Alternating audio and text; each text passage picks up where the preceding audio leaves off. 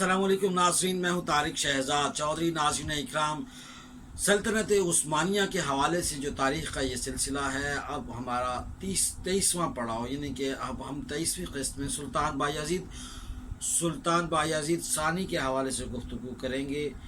सुल्तान मोहम्मद फ़ातिह की वफ़ात यानी 885 हिजरी के बाद 886 हिजरी में उनके साहबजादे सुल्तान बायज़ीद सुल्तानी के एक अहद के अंदर उन्होंने जाननशीनी का वो जो पूरा नुक्ता था उसको बसर अंजाम पहुंचाया। कि इसमें दो चीज़ें बड़ी अहम थी, चैलेंजेस बड़े थे, मसाइल बड़े थे, और इन्हीं मसाइल के साथ आश्कार होना उनका 886 हिजरी था 918 हिजरी का जो अहद खिलाफत है और सुल्तानी है, उसमें ज़माम हुकूमत संभालते ही उनको बड़े मसाइल का सामना रहा। हम दौलतुल उस्मानिया फ़ी तारीख़ इस्लामी हदीस के सफ़ा नंबर 50 का आज आपको हवाला देते हैं, जहाँ पर उन्होंने ये लिखा कि सुल्तान मोहम्मद फ़ातिह की वफ़ात के बाद बहुत सारे मसाइल थे, लेकिन सुल्तान बुनियादी तौर पर बज़ाते ख़ुद सुल्तान बायज़ीद सानी एक पैदाइशी सुल्तान था, और इसके अंदर वो तमाम हमीयत और तमाम ही गम रोज़गार के वो चुनिंदा पहलू मौजूद थे, और उसने तश्तज़बाम भी किए।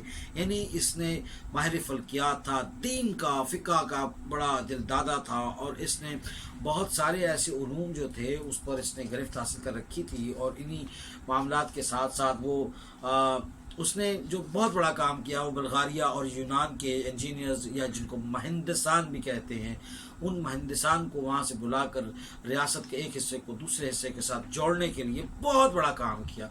यूँ वहाँ से मुआशी तहरीक निकली, और एक जो दूसरे एक राब्ता सड़कें और पुल बनने से जो रियासत के एक हिस्से और दूसरे हिस्से के साथ जो एक तहरीक पैदा हुई, राब्ताकारी पैदा हुई, उससे वो इस्लामी शायर और फिर इस्लामी तालीमात और फिर जो ज़्यादा से ज़्यादा मेल जोल और जो सरगर्मी है वो तेज़ हुई। इसी हवाले से हम बात करते हैं कि जो दूसरा जो उनका बड़ा मसला था उस वक्त इक़्तिदार संभालते, वो अपने भाई जमशेद से जंग था। जी हाँ, क़यामत दौलतुल उस्मानिया के सफ़ा नंबर 57 में इसी तरह लिखा गया है कि अमीर जमशेद जो उस वक्त बरोसा में मुकीम था, उसने वहाँ पर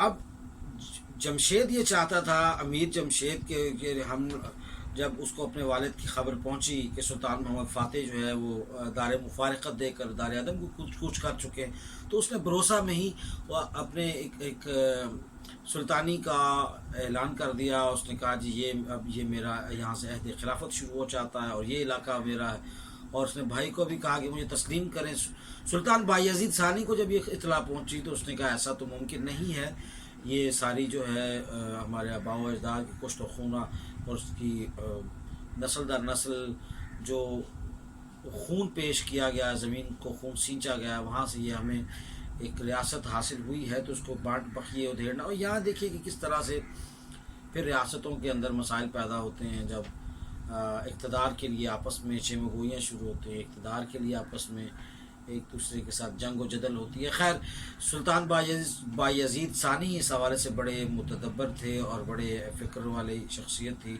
उन्होंने इस मामले को बड़े ही एहसन तरीके से, बड़ी खुश उसलूबी के साथ निपटाया, और वो यूँ किया कि उन्होंने अपने भाई को जवाब में बिल्कुल नहीं और नाह का जो जवाब दिया। इस पर जमशेद जो है उसने कहा कि फिर इस तरह करते कि सुल्तान जो सल्तनत उस्मानिया इसको दो हिस्सों में तकसीम करते हैं, यानी यूरोपी सल्तनत उस्मानिया का जो हिस्सा है वो सुल्तान बायज़ीद सानी अपने पास रख ले, और जो सल्तनत उस्मानिया का एशियाई हिस्सा है वो मैं यानी कि जमशेद अपने पास रखे। और इस वहदानियत वहदत को तोड़ने का जो फार्मूला उन्होंने पेश किया, इस नुस्खे को भी सुल्तान बायज़ीद सानी ने बकौल तारीख़ सलातीन आल उस्मानिया यूसुफ आसाफ के उसने ये अक्सर मुस्तरद कर दिया।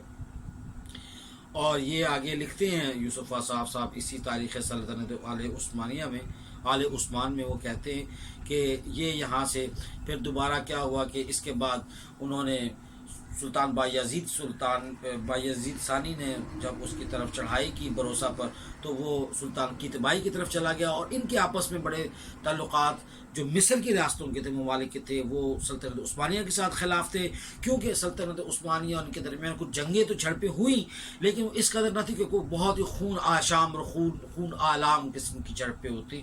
وہ اس کی ایک بڑی وجہ یہ بھی تھی کہ ان دنوں مصر خود بھی دائیں بائیں اپنے کئی جگہوں پر مصروفیات کا اس کو سامنا تھا، اور اس کو جنگ و جدل کا سامنا تھا. بلغیریا کے ساتھ خاص طور پر اس کا ایک مسئلہ چل رہا تھا.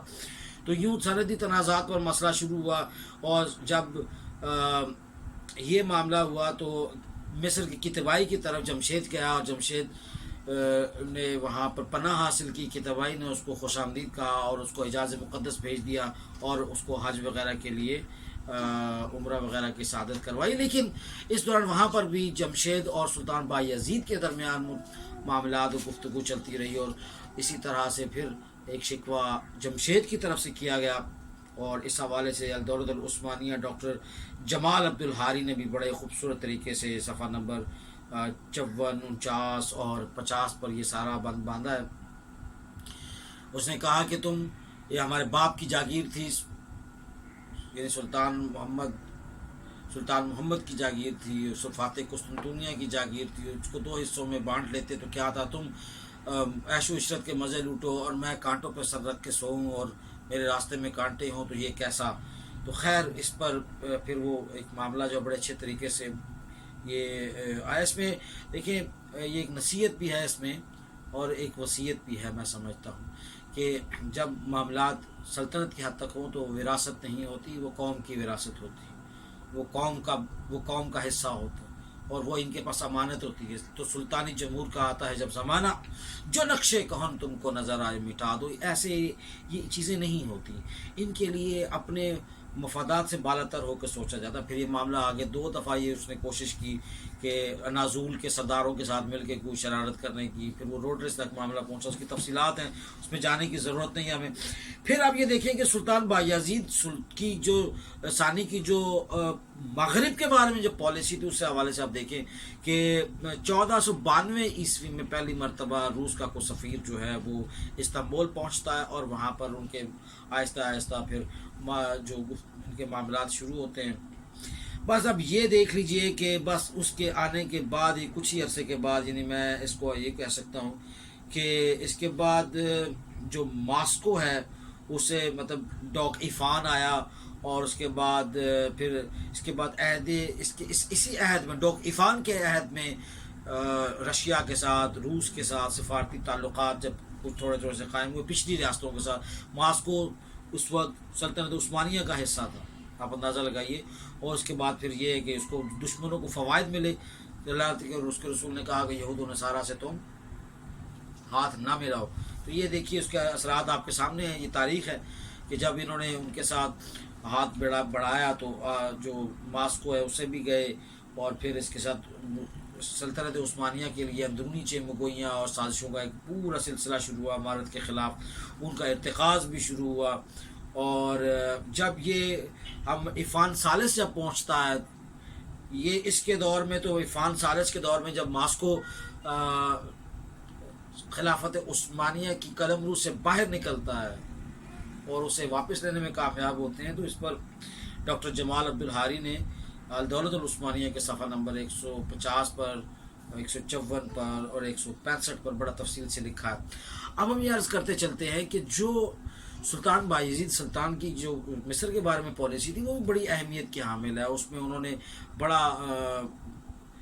بڑا اچھا ایک موقف رکھا. وہ جو ان کی جو آپس میں جھڑپیں پہلے ہو چکی تھیں، اس کے نتیجے میں کچھ سرحدی جھڑپوں کے نتیجے میں تنازع جو تھا، کچھ قلعے جو تھے وہ مصر کے اس کے تبائی سلطان کے عہد میں وہاں مقبوضہ ہو چکے تھے، جو کہ اصل میں سلطنت عثمانیہ کے بنائے ہوئے قلعے تھے اور ان کی وہ قلمرو میں تھے.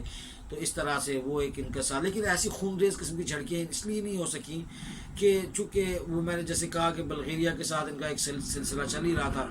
خیر یہ اچھا کیا کہ سلطان بایزید ثانی نے دوستی کا ہاتھ بڑھاتے ہوئے، اور جمشید والا جو معاملہ ہے بھائی والا، اس کو بھی انہوں نے ایک اچھے طریقے سے اس سارے فساد کا خاتمہ کیا. اور وہ جو قلعے جو تھے جو اس وقت تک کتبائی کے مصری کتبائی کے قبضے میں تھے، ان کی چابیاں ان کو دے دیں اور اس سے بھی وہ دستبردار ہوئے. تو یہ ایک اچھا معاہدہ تھا قلعوں کی چابیاں بھیجنا. اور اس میں مطلب یہ معاملہ ہوا. اب یہ ہوا کہ کرت الجدید القانی تاریخ العثمانین صفحہ نمبر 66 پر بڑے اچھے طریقے سے یہ لکھتے ہیں، یہ ان کے ابتدائی ہیں. اس میں انہوں نے لکھا ہے کہ یہ صلح مسلمان بایزید کے یعنی کہ جو مسلمانوں کا یہ جو عہد تھا سلطنت عثمانیہ کا یورپ کے حوالے سے اور پھر جو ایشیا کے حوالے سے تذکرے میں لکھتے ہیں کہ یہ ان کے عہد حکومت کے آخر یعنی 1512 تک یہ قائم رہی. اس میں ثابت کیا کہ مسلمانوں نے آپس میں کتنا امن و آشتی اور محبت اور پیار کا ایک سلسلہ ہے. اندلس کے بارے میں بھی پالیسی یہ تھی. اندلس میں جدید ادوار کے مطلع پر جب جزیرہ نما آئیبیریا میں حالات نے تیزی سے پلٹا کھایا تو ہسپانوی وہ لوگوں نے تمام کاوشیں جو ہیں وہ جو وہاں پہ مسلمان اسپین سے ہسپانیہ سے جب وہ بیچارے وہاں ہمیں مسلمانوں کو وہاں پہ شکست کا سامنا ہوا اور وہی دولت اور وہی امارت کے نشے سے چور حکمرانی کے جب ہم نے مزے چکھے اور اس کے بعد کالا رسول اللہ کا جو عصا ہے وہ ہم نے چھوڑ دیا، اس کی رسی کو چھوڑ دیا اور ایک رسول کی اللہ اور اس کے رسول کی تعلیمات کو چھوڑا، عیش و عشرت میں پڑے. تو اس کے وہ سارے مظاہرات آپ کے سامنے ہیں. جب آپ غرناطہ وغیرہ کے سقوط غرناطہ کو تاریخ میں پڑھیں تو کس طرح سے سامنے آتی. تو وہاں پر ایک ہی ہمارے پاس شمع تھی، باقی غرناطہ وہ رہ چکا تھا جو سب سے آخر میں سلطنت جو ہسپانیہ کی جو تاریخ ہے اسپین میں سب سے آخر میں ہمارے پاس ایک رہ گیا تھا بیچارہ غرناطہ. وہ بھی جا رہا تھا مسلمانوں کو جبری طور پر کرسچن بنانے کے لیے، صلیبی بنانے کے لیے، صہیونی بنانے کے لیے، نصارہ بنانے کے لیے بڑی جد و جہد چل رہی تھی، بڑے طریقے سے کام ہو رہا تھا. اور خاص طور پہ جب ملکہ کشتالہ الزبتھ اور ارغوان کے بادشاہ کی جب فریڈینڈ کی جب شادی ہوئی کشتالہ کے ساتھ تو اس وقت پھر یہ معاملہ اور تیز ہوا. اس کو جناب مہمیز ہو گیا یہ معاملہ سارا. پھر یہ آخر کار جو مسلمانوں کے پاس زیر نگین جو علاقے تھے وہ بھی بیچارے چھن گئے ہم سے. اور سقوط غرناطہ کے بعد تو پھر یوں سمجھے کہ یہ مسلمانوں کا جو زوال تھا وہاں شروع ہوا.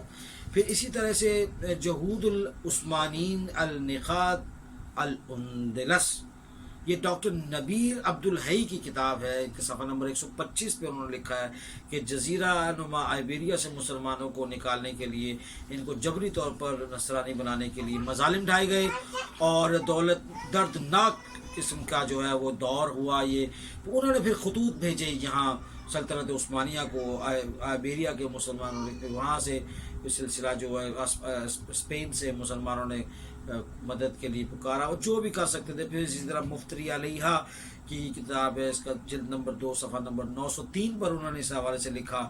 پھر علاقات بین المشرق والمغرب، یہ دولت العثمانیہ کے حوالے سے جسے میں نے کہا دولت العثمانیہ و دولت الاسلامیہ، یہ مفتری علیہ کی 903 نمبر صفحہ پہ جلد نمبر 2 سے. اور پھر علاقات بین المشرق والمغرب، یہ عبد القادر احمد صاحب کی 254 صفحہ پہ انہوں نے یہ سارے سلسلے کو بڑی تفصیل سے لکھا. انہوں نے بتایا کہ بایزید صرفیہ کے ساحلوں سے بیڑے سے حملے کی سلطنت کی وہ ہمت و جرت بھی رکھتا تھا، سخت بھی رکھتا تھا.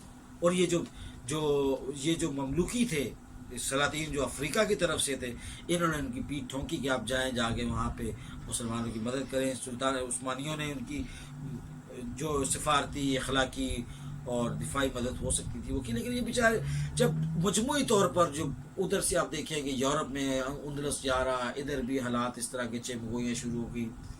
یہ وہ علاقہ یہاں سے میں سمجھتا ہوں کہ سلطان محمد فاتح کے بعد ہی شاید جو سلطنت عثمانیہ کا زوال ہے وہ آہستہ آہستہ شروع ہو گیا تھا. لیکن پھر خلاصۃ التاریخ الاندلس، یہ شقیب ارسلان صاحب کی کتاب ہے، صفحہ نمبر 213 پہ شقیب نے بڑے پیارے طریقے سے اس کو بڑا وضاحت اور فصاحت کے ساتھ انہوں نے بیان کیا. خلاصۃ التاریخ الاندلس میں شقیب ارسلان نے لکھا کہ لبانتوں کی جو خلیج ہے وہ بلغیریا کو بحری شکست دی. یعنی کہ انہوں نے دونوں سے طرف سے مال کمایا. ادھر دیکھیں جمشید نے بھی بیچارے نے کیا کیا, جمشید بھی قید میں مرا, کبھی ادھر کبھی ادھر, وہ ادھر سے بھی بھاگا بیچارہ, پھر وہ کتوائی سے بھاگا ادھر چلا گیا, دونوں نے ہر طرف سے لوٹا, مال کمایا گیا. اور کمال رالیس کا نام یہاں پہ میں ضرور لوں گا. یہ لبانتوں کی خلیج میں بلغیریا کو بحری شکست دی انہوں نے, جو یہ یونان میں واقع ہے یہ بیسیکلی. تو یہ ایک ایسا سلسلہ ہوا. سلطان نے سلطان عربی اور اسلامی علوم جو تھے خاص طور پر اس کا بڑا ماہر تھا. 31 سال اس نے دور حکومت میں بڑا کچھ ہوا, لیکن ملا جلا سا یہ دور ہے, کھڑا رہا, مشکلات کا سامنا کرتا رہا. لیکن کچھ بنیادی غلطیاں جیسے میں نے کہا کہ یہ اس عہد میں ہوئی ہیں, اور 18 صفر 918 ہجری مطابق 25 اپریل 1512 عیسوی کو یہ اپنے بیٹے جو سلیم اول ہے اس کے حق میں اپنے تمام جو حقائق کی جانشینی ہے وہ ان کے سپورٹ, زمام حکومت ان کے سپورٹ کر کے, اور یہ 926 مطابق 1519 کو یہ ایک جو ہے اللہ انہوں نے باقاعدہ اس حوالے سے پورا ایک انتظام کیا, اور انہیں پشت بنا ہی رہی 1519 تک. یہ سلسلہ اسی طرح ہی آگے بڑھتا رہا. تو پھر تاریخ سلاطین آل عثمان یوسف اوصاف کے مطابق منتقائے جاتے ہوئے راستے میں استنبول پر ان کا, یہاں استنبول کے قریب ہی منتقائے جاتے ہوئے ان کا انتقال ہوا. تو انہیں جو